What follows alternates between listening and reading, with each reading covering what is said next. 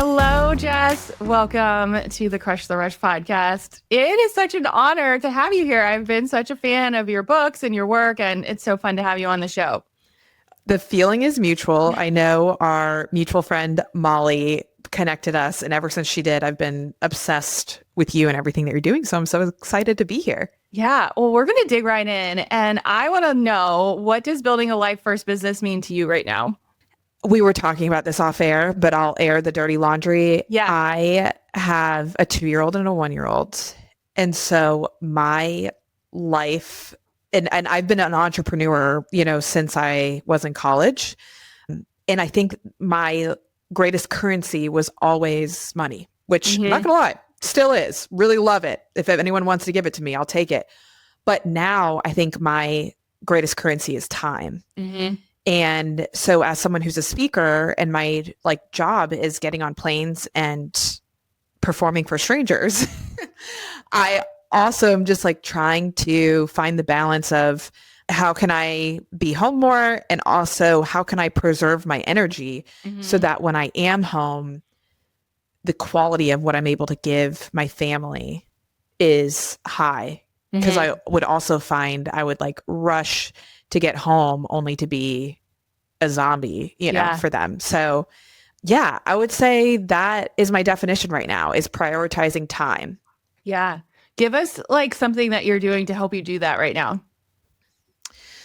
Okay. So first thing I would say, actually, this is really great for what we were talking about before. We should have just been recording. I feel like our 5-minute, we had a podcast right before this. Off the mic, and it's off the record. Yeah. So so many people, one of my biggest robbers of time is my lack of willpower when it comes to my phone. And especially as an entrepreneur, or when you have a job or whatever, you're just well, I can just send this quick email while I'm, pushing my daughter on the swings or something. Yeah. And I just find that starts to monopolize all of this quality time. And so my husband and I bought this device called Brick, and we brick our phones. I get spammed by that all the time. And I'm like, do I need now it? that we're talking about it, and listeners, now that you're hearing it, you're about to get so many targeted ads. Yeah. But it's kind of it works kind of like Apple Pay. You touch it and it bricks whatever apps that you want on your phone. It kind of turns it into a dumb phone. So you can still call and text, but you're not on Instagram. And so that's been so helpful. I would love to say that I just have the willpower to put my phone down and not look at it. But I realized I don't. Yeah. And so having something like that to protect the quality time has been really helpful. And then I think on the business side, one of the things I was always worried about when I was, as a speaker was well, if I raise my rates, if I charge this amount, then no one will book me to speak. I'm not, worth that amount. But then when I became a mom, and I'm like, man, I really can't be going somewhere for a bologna sandwich and, a bag of chips. I really need to get clear on what my value is, and that being unapologetic about a fee as a boundary has been really eye-opening to me, because it was an internal shift that I needed to do. I shouldn't have had to have a kid in order to be firm on my value. And then you realize the right people still come and see that. And I think the moment you realize you're not going to be for everyone, and that's okay, is such a freeing experience. Yeah. I love this. I also want to dive right into the pricing and speaking piece, because one of the stories you tell is that at a conference you were rated the highest in feedback, but you got paid far less than the male keynote. And so I through all of our clients that we coach, pricing is always such a hot topic. And people always get so nervous about, well, should I charge this? Should I not charge this? And I think when you add travel to it, I think it does make it a little bit easier, because it's I'm literally leaving my house, who knows what's going on with travel at the time that you're going, right? And then it's the time that you're spending, not to mention the actual speech or speaking engagement that you're doing. So how did you shift from okay, I have to do this differently? So in my drop workshop, we have something called like a gig scorecard too. Mhm. And it is all the different ways that you can score an opportunity that you're given for speaking. And it's monetary value, but it is also, okay, is it a cool place that I want to travel Yeah. to? Is it that I can take my family with me on vacation? I'm doing that next week in New York. I have a gig there and I'm, taking my husband as a little getaway. Is it a reputable company that would look good to have that as a past client or a logo? Is there a spin-off opportunity? Meaning, can I speak at this event and there are other people in the audience that could also book me to speak? So it's a marketing opportunity. And so I started to just be a little bit more strategic about how I weigh these speaking opportunities. And then once I got to a certain point, the money really had to be there in order for me to I wasn't in the business of like needing, more exposure or Yeah. I think photos and videos are also a great form of currency when it comes to speaking. And so recognizing where you're at in that journey, like a lot of the speakers we work with in Mic Drop Workshop are green. They're like, what is paid speaking? I'm ready to Yeah. get started. And so, yeah, the speaking for the testimonial, for the photos, videos, for the logo credibility is a great place to start. And then Yeah. that scorecard changes as your experience and your value changes, which is Yeah. hard to, recognize in yourself, but it's important. Yeah, it's so interesting because inside Anti-Social School, and we were talking about how these like two go together so well. I always say I've never regretted being in a room where somebody is meeting me and hearing me speak about my business, like ever, because I've always learned something. And I'd say 95% of the time it's turned into something else, maybe a client, maybe another speaking engagement. And so I think when you talk about your scorecard, that's what it reminds me of a little bit. Yeah. And I think that anytime you can show up and be around other people, as much as I want to just like be in my bed watching Hermit, that's what I call Netflix. it. Yeah, exactly.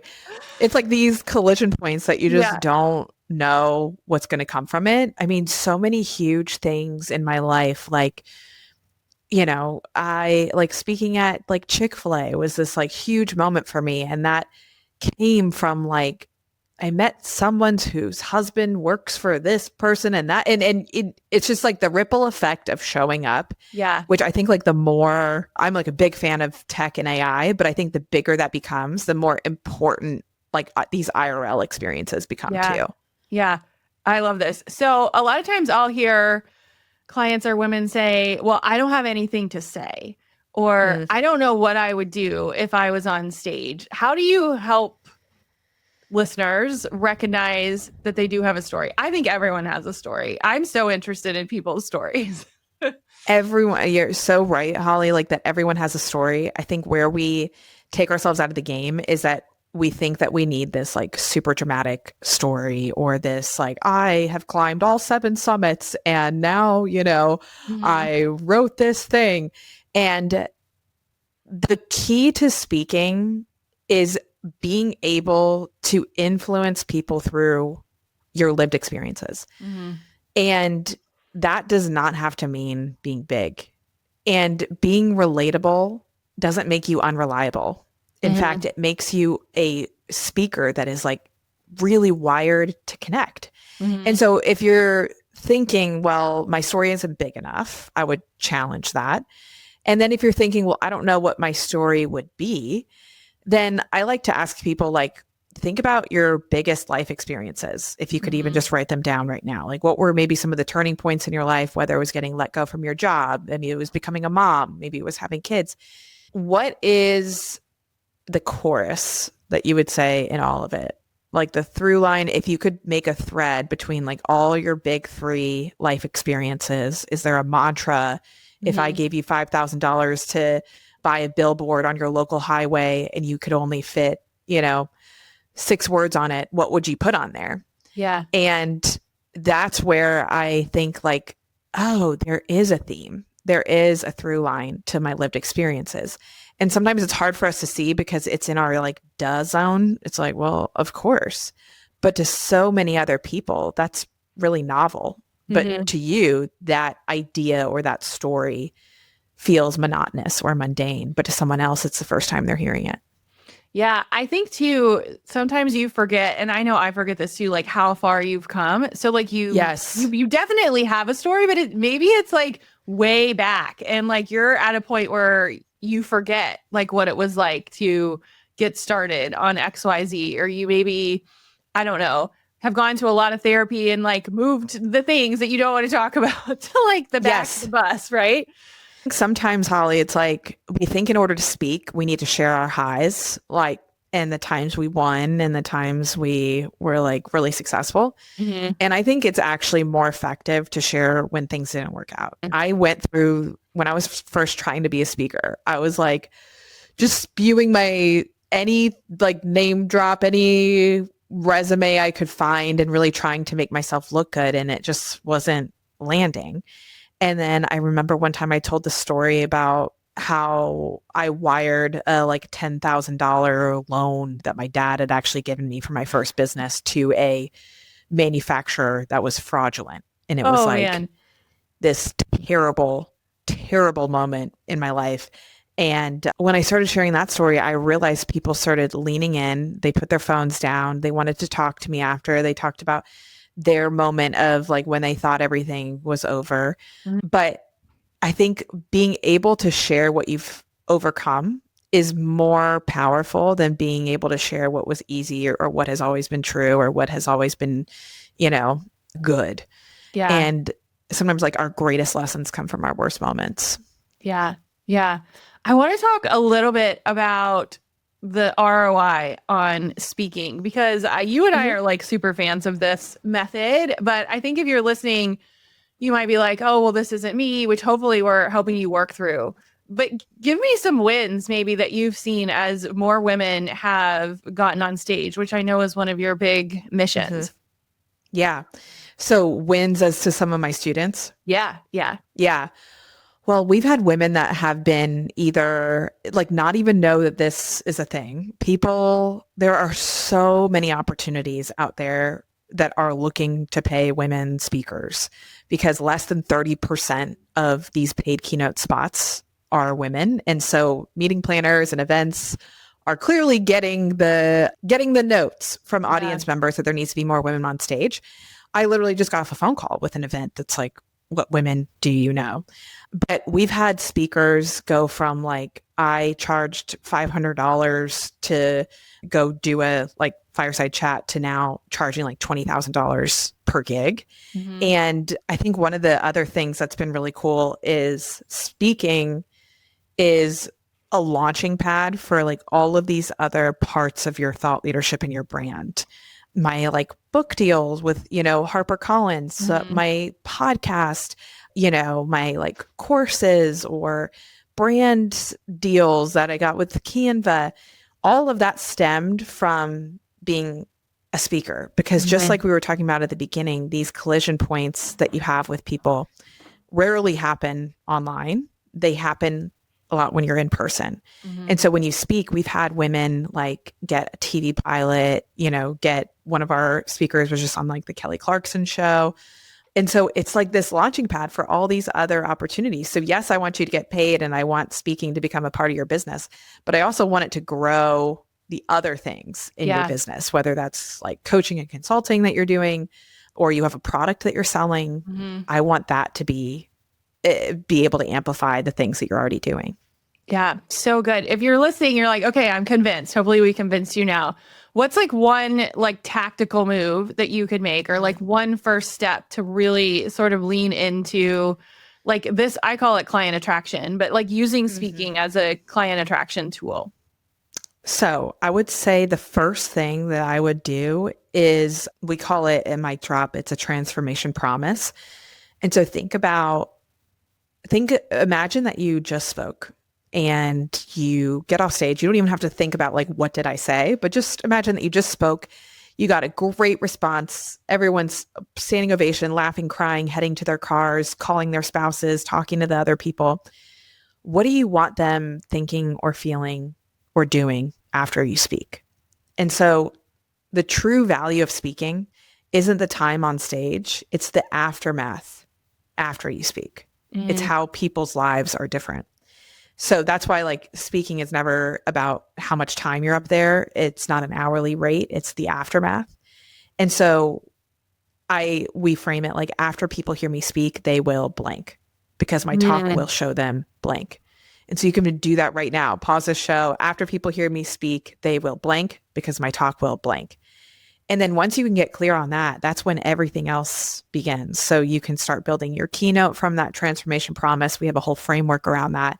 But then the other thing, like what you were saying, law of attraction, Holly, is change your bios wherever you're present to have the word speaker in them, in your email signature, on your LinkedIn bio. Like people just can't book you to speak if they don't know that that's an option for them.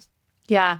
I love that last tip. I actually, so a couple of years ago, we were talking about the podcast and I was like, I should introduce myself as a podcast host, right? Like I have 600 episodes. Like clearly we have a podcast. Gosh. 600. That's amazing, Holly. Yeah. Thank you. You're going to be 604 actually. Yes. But it's like these little things that just, I think like change how people perceive you with just like one simple word. So it's like, I love this. Like you're just stepping into like, I am a speaker. I am a podcast host. And I think, you know, it's people look at you different or it might be like, oh, I didn't know that she did that. And you really haven't done anything yet, which is great. Yes. And another tip just on that topic is if let's say you're on a podcast or you're talking to someone, or maybe you go on your local like TV station lifestyle show, always try to weave in, well, when I speak about this topic or when I like, you know, when I help audiences about this. And so you're not saying like, hey, everyone book me to speak, but you're subtly letting them know I'm a speaker and this is what I speak on. And you can weave it into that conversation. Yeah. Yeah. I love that. And if you're listening, Jess is doing a great job of that. We know what she does. We know how she does it. We know you have a framework. Like it's, you know, you could take notes from how people speak. So I love that. Okay, I want to go behind the scenes a little bit. What's your like go-to mantra and like prep when you're prepping for a really big speech? Oh, my mantra has always been the pressure is a privilege. And like anytime I'm about to do something big, it's usually, or anytime I'm feeling something big, it's usually because I'm about to do something big. And I'm like, what an opportunity. And this is what I actually like gave a TED talk on where, you know, for so long, everyone can almost remember like the first time they spoke. Do you remember, Holly, like what was your first speaking experience? So I have a lot of speaking experience in my corporate job. And I remember I had to go in front of, I was like in a very stretch role and I didn't want to go up and speak in front of all these people. And so I had read somewhere that if you like hold on to a pen and I wore glasses when I was reading at the time, and you put glasses on, it made me feel like it was like a mask. Like it made me feel safe. Ooh. And so I can like picture how I feel even when I'm telling the story is like, I'm like, okay, I'm going to hold the pen and I'm going to put the glasses on and I'm just going to pretend that I'm the person that I need to be to like present this like big fancy thing in front of like all of the C-suite. And then, you know, we'll be done after that. Yes. So that was like my like probably introduction into like, how do I get the confidence up to do that? And do you feel like that anymore? Do you feel like you kind of have to like fake it till you make it? I don't, but I think it's because I've done so many interviews. Right. Reps in. Like I mean, we have a lot of interviews on our podcast. And then the way that why I love speaking so much in this message is the way that I grew is put myself on a podcast tour and I spoke on 300 in 1 year. Now, I wouldn't do that now because I don't think I did it the right way. I learned a lot. It was a volume play. I don't think you need to do that now, but like it was a lot. It was a lot of talking. And so I just feel like I've gotten better at like introducing myself and making sure I cover the right points and like winging it if I need to. Yep. And so it's practice. It's totally practice is everything. Yeah. Getting those reps in. Yeah. So one, that's really interesting. Like the way that you went about it with the glasses and the pen, because it kind of speaks to this point of like, for so long, our thought around speaking and our mindset was spotlight. It's like, Yeah. A spotlight speaker goes up there and says like, what does everyone think of me? I want to do a good job. What are they thinking? How do they like my outfit? How am I being perceived?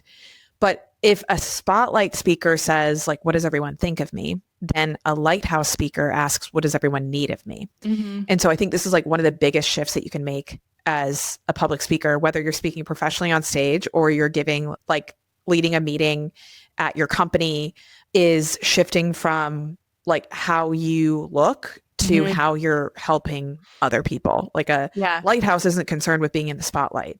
Yeah. And so whenever I'm feeling like super nervous, I think about the audience. I think about what they need. I actually use AI for this. Yeah. I've never talked about this before, but I'll put in the industry, I'll put in the company or whoever I'm speaking to and say, what are their pain points right now? What are they feeling? Like what's some of the headwinds that they're experiencing? And so not that I will go up there and address those, but go in with a like lighthouse mentality of like, how can I help them through this? Yeah. And that's such a good shift because it takes the pressure off you and puts it in, how can I help the people in front of me? Yeah. I love that. I also think, and I've shared this a lot on the podcast, we're in a world where information is everywhere. So like, I don't think you have to get up and say like, here's 17 things you need to do. I love what you said about being the lighthouse and be like, how do we help them get through it? And that's why speaking is super a healthy industry right now, because you can get information on AI, but what you can't get is a like human lived experience. That's like, yeah, I too was laid off from my job and this is like what happened, or this is what I learned from that. And so I think that what makes speaking great is not like how much do you know, but how you can attach to your lived experiences, pull out a takeaway and make that a repeatable process for someone. So like I was let go from my job, but what you can learn is that like plot twists aren't the end. And here's how I overcame that and make that like a rinse and repeatable process for the audience. Yep. And I think another like kind of myth that people think about with speaking is like, oh, well, if I get let go from my job and that's what I speak on, then my goal is to speak to other people who got let go from their job. Yeah. And that's I understand where you're coming from, but it's a pretty like narrow way to think about your potential with speaking. Your goal isn't to speak to people who are like you or have lived your same experience. Your message is much bigger than that. I rarely speak to other entrepreneurs. I speak to people who are like, you know, a data analyst where I like spreadsheets make me break out in hives. And so a lot of times events are looking for people who are not like their audience. Yeah. And so don't put yourself in too narrow of a box. Yeah. Oh my gosh, this is so good. What is one tool you turn to when you need a reset? So like an app, a book, a podcast. Turn the brick on when I need a reset. I know brick. And then box breathing has been helpful for me, even if I'm not just like laying on the floor with meditative music. I used to use Insight Timer for that, but now I can even just do it in my car where I just like inhale for 4, hold at the top. That's also a great thing to do before you speak, is just to like calm your nervous system down. Now it's less about calming my nervous system when I speak and more about calming my nervous system when I'm getting like applesauce and stuff thrown at me at 6 a.m. Before everyone gets home. Take a breath. Well, you guys are really testing my Lexapro right now. Yeah. Right. I love that. Okay. So just for fun, looking back to when you started out, because you have been doing this for a while, what is something that you would tell yourself now? I would say people are not thinking about me as much as I think they are. I just saw a quote on when I was scrolling yesterday. Yeah. And I was like, I think the universe is trying to tell me this. Yes. It was like, I also had such fear around, you know, I sold my first company, Headbands of Hope, to start this company, Mic Drop Workshop. And I'm like, what will people think if I change what I'm doing or if I pivot? And I was like, oh, no one is thinking about me. Like no one's looking at me under a microscope.